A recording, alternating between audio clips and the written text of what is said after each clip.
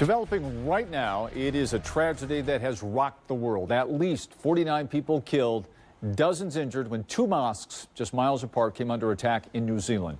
The crime being called a terror attack motivated by hate. Now, here's what we know right now. Police say 3 people are in custody, but more arrests are possible. Investigators so far revealing the suspect charged with murder is an Australian man who they claim wrote about his white supremacist and racist views. The Trump administration calling the incident a terrorist attack, but some Muslim leaders are urging the president to label it a hate crime. Mr. Trump, your words matter, and you should condemn this, not only as a hate crime, but as a white supremacist terrorist attack. The Anti-Defamation League says at least 50 people were killed last year alone in extremist violence, including 11 at the Tree of Life Synagogue in Pittsburgh.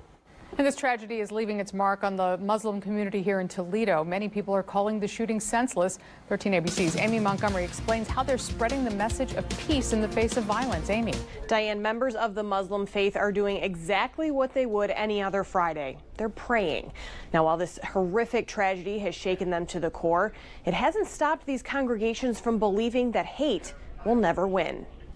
It's just violence and senseless acts of.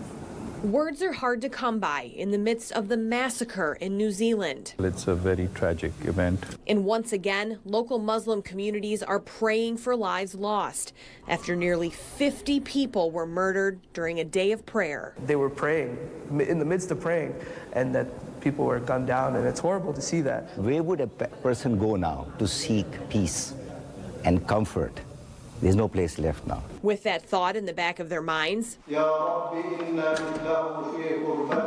men and women gathered at a Toledo mosque to do what they always do on Friday. May Allah, may God Almighty bless your name. To pray. We just hope that when we stand to pray, we don't have somebody shooting us from the back.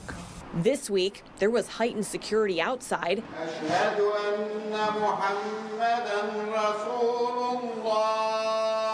And a sense of community inside that went beyond this congregation. Many call the violence overseas a crime against all humanity. Forget religion, forget race.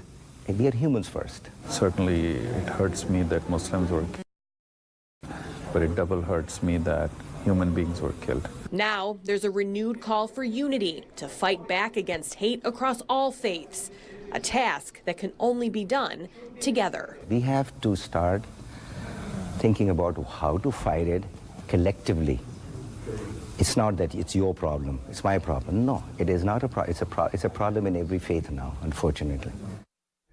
Leaders at the Islamic Center of Greater Toledo are also speaking out, saying they're horrified and pained at the slaughter that took place, calling the shooting a heinous and racist act. And this Sunday at 12:30, the Islamic Center is hosting a memorial service to mourn those victims and pray for the ones they left behind. Lee?